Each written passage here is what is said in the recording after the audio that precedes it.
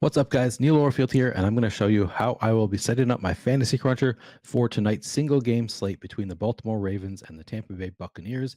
This is for FanDuel, and it is for the largest field GPPs on FanDuel. Some of the steps that I'll be taking here I would not be doing if I were playing cash games or small field GPPs, things like leaving salary on the table, using very unique players, not necessarily in cash games, but for the largest field GPPs, which I'm setting up here, there are going to be some things that I do.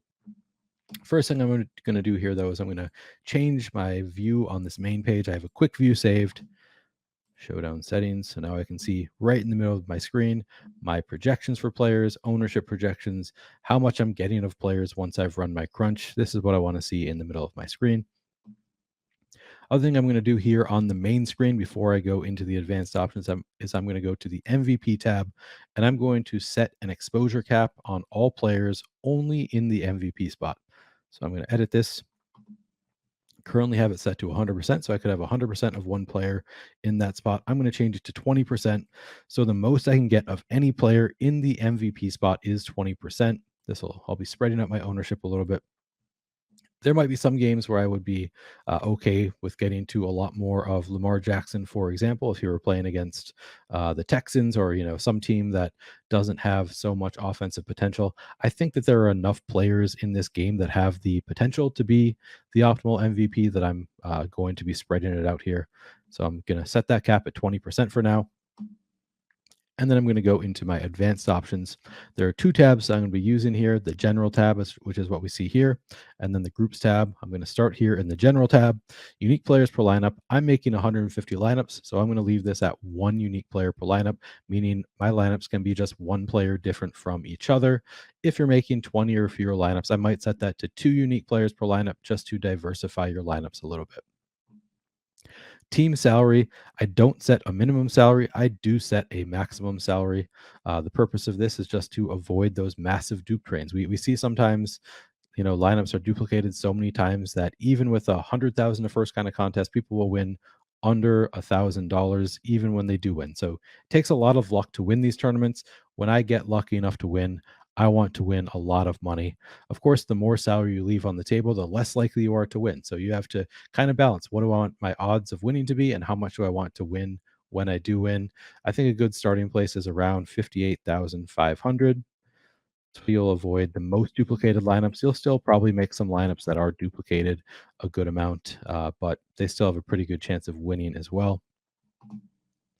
Offensive players versus defense, the default is set to max 2 players. So you can have, the Bucs defense against up to 2 Ravens players. I'm going to change that to 4 players. So I could theoretically have 4 Bucs offensive players against the Ravens defense, or 4 Ravens players against the Bucs defense. I'm okay with that. Not a lot of people are going to make those kinds of constructions. I don't want to see it in a lot of my lineups. I think it's a fairly low probability, but probably more likely than the amount of people who are actually going to be playing those kinds of lineups. So I allow it in some of my lineups. Guys, BetMGM has a no-brainer NBA offer for you that you can access by clicking the link in the description of this video. Once you're on the site, simply put $10 on any pregame moneyline bet, any game. And if either team hits a three-pointer, you'll get $200 in free bets. This offer is available in all states except New York, Pennsylvania, and Mississippi, and all Canadian provinces except Ontario. You've got to take advantage of these no-brainer offers when they come up. Again, just click the link in the description of this video to access the offer. Global exposure, again, leaving this at 100%. I already changed the MVP spot to 20%, but in the flex spot, if I get to 100% of a player, I might be okay with that. Randomness, I'm going to set to 50%. This is sort of dependent on the way you want to approach things. If you're using classic randomness, which if you don't have Fantasy Cruncher Pro, you're probably using classic randomness. In that case, I might set this a little bit lower, maybe 30 or 40%. Also, if you want more control over your lineups, you set this to a lower randomness. Some people I know use 0% randomness, and they just want to have complete control over their lineups. They do other things differently. They set individual player caps and adjust different ways to get more control over their lineups, but I don't mind giving up a little bit of control in the interest of getting a little bit different. And then players from each team max. Currently set to 4. I'm going to leave that at 4. That means I can have 4 players on one team and just 1 from the other team. Again, I don't mind those on slot lineups at all. They go a little bit used by the field. All right, so that's everything I'm going to do here in this general tab. Now I'm going to move over to the groups tab, and this is where I do more of my work. I'm going to create a group for Tom Brady in the MVP spot.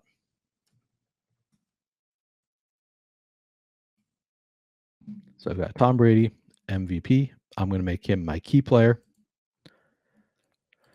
And then I'm going to go ahead and add all of these Buccaneers pass catchers to a secondary group, starting with Julio Jones, Mike Evans, Rashad Perriman, Chris Godwin. I should note that I am making this video on Wednesday night. News could come out overnight that changes. We might find out who is active, who's inactive for tomorrow's game. Doesn't really matter for the purpose of this video. I'm very inclusive of everybody with a projection. And if these players, are ruled out tomorrow, their projection is going to change to 0. Doesn't affect what I'm doing at all. They're not going to make it into my player pool anyway. Including running backs for the Bucs, they are active enough in the passing game that I think they're worth having in this group. All right, so for Tom Brady, I'm going to leave this rule as it is, which says if any key players are used, so this is for any group that has Tom Brady in the MVP spot, use at least one player from this group. I think I want at least one Buccaneers pass catcher in any group that has Tom Brady in the MVP spot. The reason being, Tom Brady doesn't have a lot of rushing upside. He did rush for 2 touchdowns last year. He also only rushed for 80 yards. So unless he's rushing for both, having two touchdowns in one game, it's pretty unlikely that Tom Brady puts up enough fantasy points to be the optimal MVP without at least one of his receivers also having a great game. I also think with Tom Brady, it's more likely that his receivers, that if he's the optimal MVP, which means he's putting up a lot of fantasy points, it's more likely that he's passing to multiple receivers and scoring touchdowns with multiple receivers. Because if he's throwing, just 3 touchdowns and all 3 of them go to Mike Evans is probably outscoring him, because on each of those, we get a half point per reception. Tom Brady doesn't get that half point. Also more points per yard, and also more points per touchdown. So on every passing play, the receiver scores more than the quarterback. So for the quarterback to be the optimal MVP, they need to be scoring a lot of fantasy points and they need to be spreading the ball around a bit. So generally, I'm going to want multiple pass catchers in lineups that have Tom Brady in the MVP spot. Again, he did rush for 2 touchdowns last year. So theoretically, he could get there with just one pass catcher in the flex spot. So I'm allowing that. But I'm also going to give boost here to all of his pass catchers to make it a little bit more likely that in lineups that have Tom Brady in the MVP spot, there will be multiple Bucs pass catchers.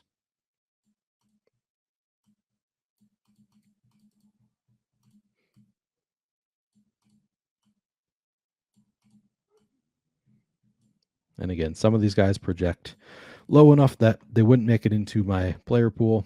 I might have to adjust some projections to above 3 fantasy points. Maybe not the full bump to Leonard Fournette. I've said this before, I'll say it again. This is not a science. These bumps that I'm giving here, it's an art. I've found 12% to be about where I want to start to get more of players with the quarterback in the MVP spot without necessarily making them, getting them into every lineup.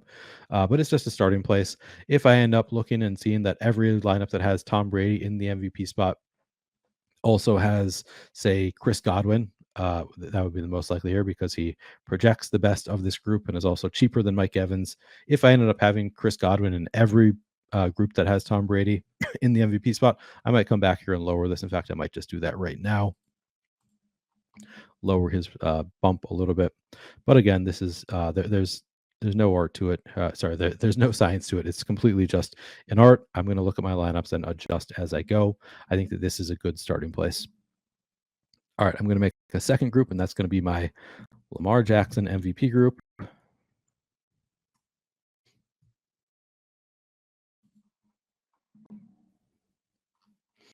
And again, I'm going to go back, find Lamar Jackson in the MVP spot, make him my key player, and then add all of these Baltimore receivers to a secondary group.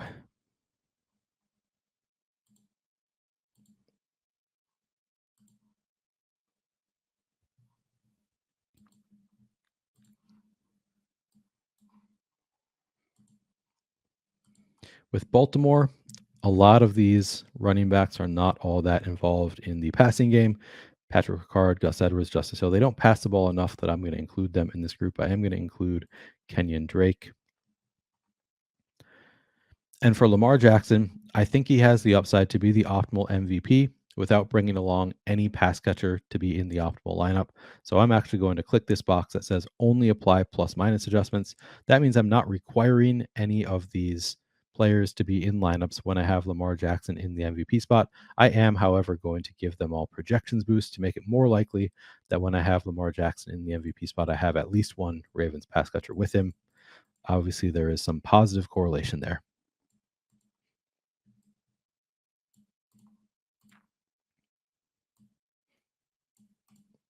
Not sure if Mark Andrews is going to play tomorrow. We'll find out tomorrow.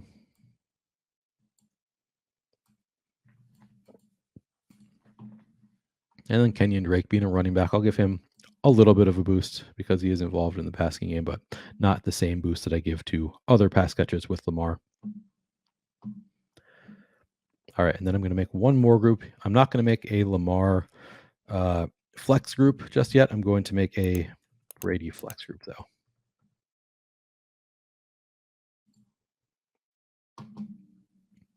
And I'm just going to go and find Tom Brady in the flex spot, make him my key player, and then once again, add all of these Buccaneers pass catchers into the secondary group.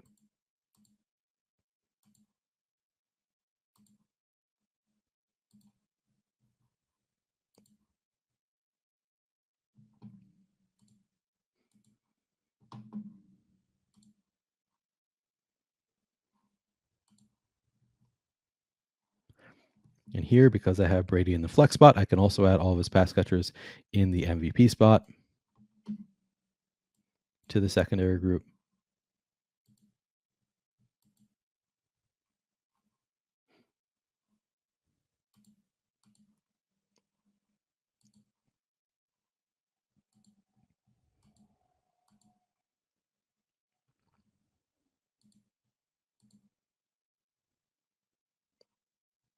Okay, good enough.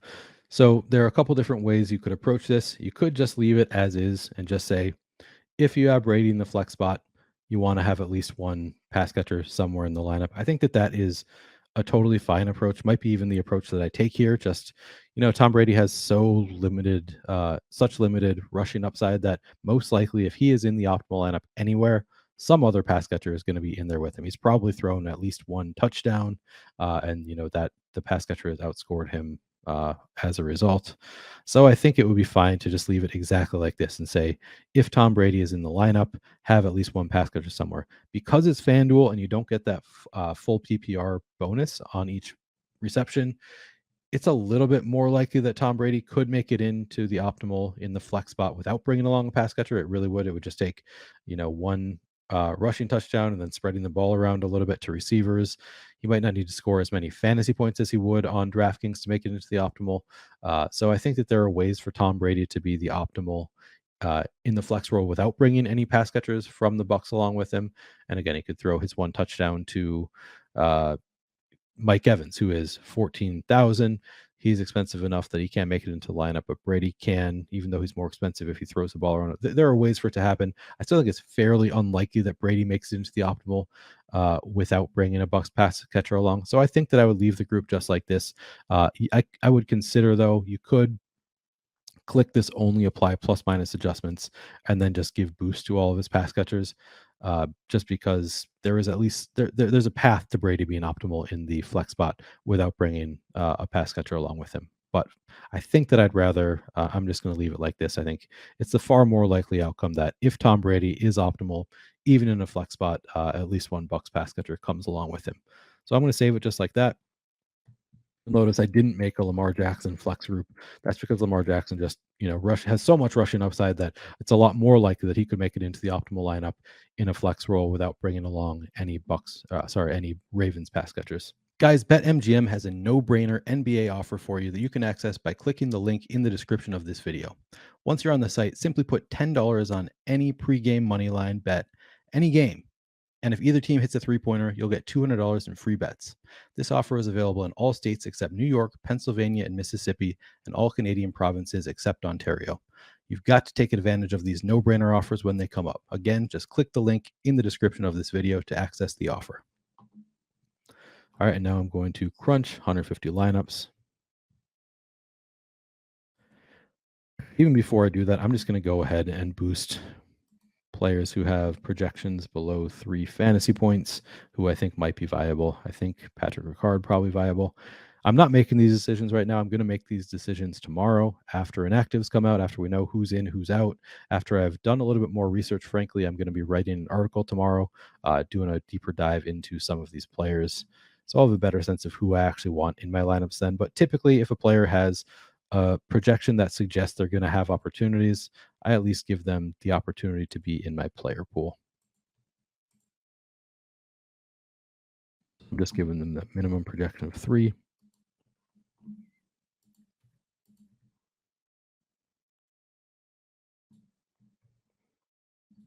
Maybe Isaiah Likely a little bit more likely because he has a better projection. All right, good enough. So those players are at least in my player pool. Now I'm going to crunch out 150 lineups.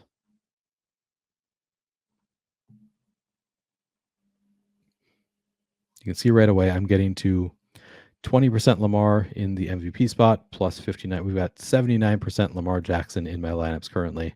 Not a surprise. He is the highest projected player on the slate. But looking at these lineups, you can see right away Tom Brady has 3 pass catches with him. Like to see that. If Tom Brady is the optimal MVP, he's probably spreading the ball around. So good to see 3 pass catches there.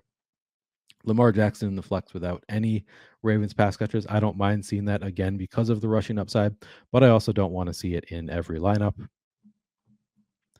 Lamar Jackson MVP with 1 Ravens receiver in the flex. Like to see that.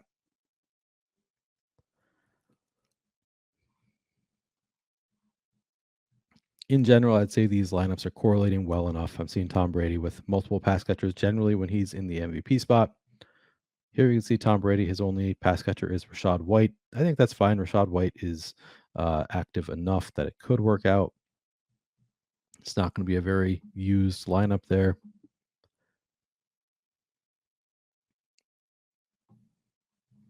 In general, I'd say these lineups look like they are correlated well enough. When I have Tom Brady in the MVP spot, I have multiple pass catchers. When I have Tom Brady in the flex spot, I have at least 1 pass catcher. That's what's most important to me in this particular game. Lamar Jackson, I prefer to have pass catchers with him, but not really necessary. He does have a ton of rushing upside. All right, so in general, the correlations look good enough. Maybe I want to go back because I am seeing here, you can see just right here, 3 different of these 4 have Lamar Jackson in the flex spot without any Ravens pass catchers. That might be fine. It's a little bit more than I'd like to see. So maybe I could go back and make a group that is Lamar Jackson in the flex spot, give boost to his pass catchers. That's a group that I could consider making. I'm not going to require it on FanDuel, but I would consider making a group where I at least give boost to those pass catchers when I have Lamar Jackson in the flex spot, just because of how frequently I am getting it here. And then I look through my exposures. How much am I getting of different players at each position? Starting here, I'm in the defense tab. I'm not getting to any Ravens at 9,500. Maybe I want to get some more Ravens. Tom Brady has not looked like himself this year so far. Maybe I'll just give the thumbs up to the Ravens, get a little bit more. Getting to a lot of Justin Tucker, not as much Ryan Suckup. Maybe I'll give him a thumbs up. Sort by salary here. Not getting to much Mark Andrews. Maybe if he's active, I want more, so I give him a thumbs up. Isaiah Likely. Could give him a thumbs up. Again, not really making these decisions now. I don't think I want 19% Nick Boyle. If I keep getting that, I'm probably going to have to change something. For now, I'll just give thumbs up to the players I want more of. Probably don't want 15% James Prochet. Maybe, though. Sometimes I do. Maybe after doing my research, I will change my mind about that, and I will want a good amount of James Prochet. Oftentimes on FanDuel, you can get players at really low ownership who do have a chance to score a touchdown. I'm not sure if James Prochet is in that group. but maybe that's something that I'll find after I have done a little bit more research, which again, I'll be writing an article tomorrow, publishing tomorrow. So you should read that article if you want to get a better idea of the actual players that I'm playing. When I'm setting up my fantasy cruncher, that's not my biggest concern. I'm just trying to figure out the correlations that I like. But this is my general process. Again, tomorrow, I'm going to go through with a fine-tooth comb, looking through all of these different positions. How much am I getting of each player at the position? How much do I want of each player at the position? And I will be, giving thumbs up. And if that's not enough, manually changing projections a little bit to get to exposure caps, exposures that I like of each different player. And that's really all that I'm looking at. I'm looking at exposures. How much do I like? How much do I want of each player? And I'm looking at correlations. Do my lineups make sense? Are they correlated well enough? Does this lineup have a chance of winning? And I've already, done the thing, taken some steps, set this cap here that allow me, that are going to ensure that my lineups are going to be a little bit unique. They're not going to be duplicated 1,000 times. So I've already taken that step. And then from there, all I care about is, am I getting to exposure levels that I like of each player? And are my lineups correlated the way I want them to be? So these are the things that I'm thinking about as I'm making my lineups. Again, this is not my final crunch. Sometimes I'll crunch 20, 30, 40 times. Usually a little bit more on DraftKings and FanDuel. Don't need to spend as much time on FanDuel. But I'll crunch several times before I actually get to the lineup set that I want to use. I'm not going to do that here. I just wanted to show you in general what my settings look like, what my groups look like, and then, give you an idea of what my process looks like as I'm looking through, making sure my lineups look good. Anyway, hope you can find some success tonight, by the time you're watching this, using this or a similar process.